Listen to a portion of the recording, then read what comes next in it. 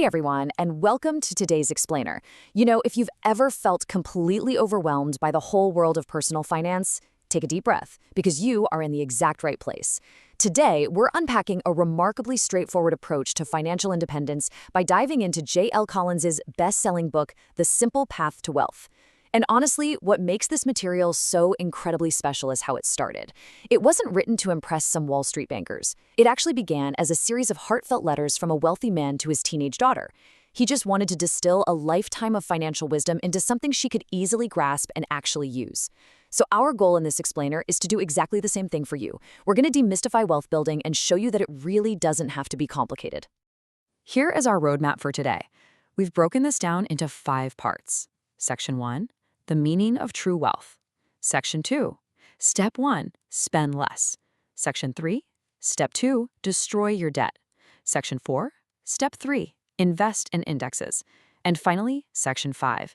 Enjoying your newfound freedom.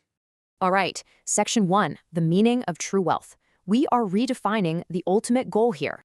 Okay, let's dive into this. Before we can start building wealth, we really need a fundamental mindset shift about what our actual goal even is. And it's perfectly illustrated by this opening parable from the book. Imagine 2 childhood friends. On the left, we have the minister. He's a powerful advisor to the king. On the right, his old friend, the monk. When they reunite years later, the powerful minister kind of pities his friend. And he says, if you learned to serve the king, you wouldn't need to live on rice and beans. But the monk, he just smiles and replies, if you learn to live on rice and beans, you wouldn't need to serve the king. It's such a powerful shift, right? Wealth isn't about power. It's not about luxury. It is fundamentally about not having to serve the king, whoever or whatever that king might be in your everyday life. So the absolutely crucial point is captured right here in this quote from J.L. Collins himself. There are many things money can buy, but the most valuable of all is freedom. Freedom to do what you want and to work for whom you respect. This sets the entire foundation for our explainer today. Collins believes that your freedom is literally the most important thing you can buy. Wealth is just the tool that purchases that freedom. With that mindset locked in, let's look at the actionable steps to actually get there. Moving on to Section 2, Step 1, Spend Less, Escaping the Trap of the Gilded Slave. To really understand this trap, just look at this massive number, $300 million. That is the amount of money earned by Mike Tyson, easily one of history's greatest boxers. He made over $300 million throughout his career, yet he still wound up completely bankrupt. How does that even happen? Well, it's because income does not equal wealth. It definitively proves that no matter how much money you make, if your lifestyle matches or worse exceeds your income, you are building zero wealth. And this leads us to a highly dangerous concept called golden handcuffs. You probably know someone like this. They make more than enough money, but they constantly complain about how much they have to work just to keep up with their lifestyle. They are wearing golden handcuffs. Our possessions require an immense amount of mental and financial maintenance. If you inflate your lifestyle with every single raise you get, you basically turn yourself into a gilded slave. The terrible, almost tragic irony here is that the things you own literally end up owning you. You're trading away your actual freedom just to maintain your stuff. So, what's the practical solution? Well, check out this 50-50 split, which represents Collins' personal strategy. The beauty of a high savings rate like this is twofold. First off, obviously, you have way more money to invest. But second, and maybe more importantly, you learn to live on less.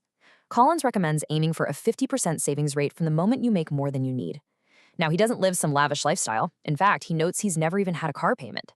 But in exchange for that 50% slice, he is completely free to choose who he works with and how he spends his time. He controls his own life. Building wealth simply starts by ensuring a positive difference between what you earn and what you spend. Next up, Section 3, Step 2, Destroy your debt, removing the leeches from your finances. Now, while some financial experts out there will tell you that debt is this highly useful tool to leverage, Collins takes a very, very different stance. He advises avoiding it entirely. Why? Because debt is like being covered with leeches. I know, it's a vivid, slightly gross metaphor, but it hits the nail on the head.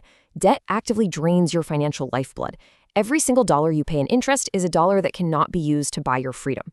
So if you have debt, Collins urges you to get out of it as quickly as humanly possible, because carrying it actively delays the exact moment you can start building real wealth in the stock market. But wait, what about so-called good debt? The stuff we're told is okay.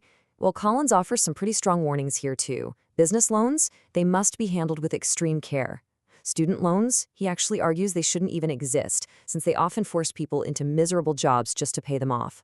And when it comes to a mortgage, he views a house kind of like apples. Buying too much will just rot your finances for years. His rule of thumb is simple. Buy the least house you actually need to meet your needs, not the most house you can technically afford.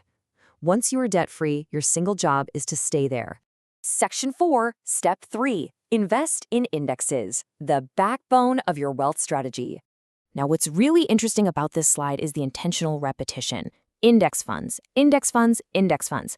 Once your debt is destroyed and you finally have surplus cash from living below your means, what do you actually do with it? You do this.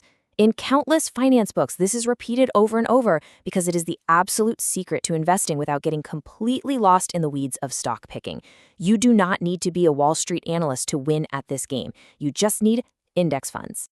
And the source material gives us a very specific recommendation here.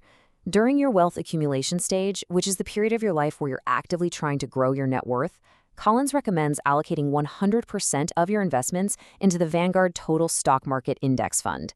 That's ticker symbol VTSAX, or its equivalent exchange-traded fund, VTI.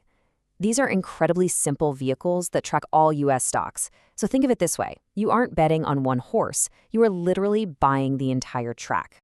But there's a catch, and it's a big one. When a market crash happens, and trust me, they always do, the media is going to be absolutely screaming at you to panic. Sell, sell, sell.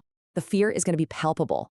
But look at the wealth builder here. They ignore the noise, they automate their monthly payments to their broker, and they just stay the course. Historically, the stock market has always worked out in favor of those who favor it long enough. If you can refuse to panic when everyone else is losing their minds, you are highly likely to succeed.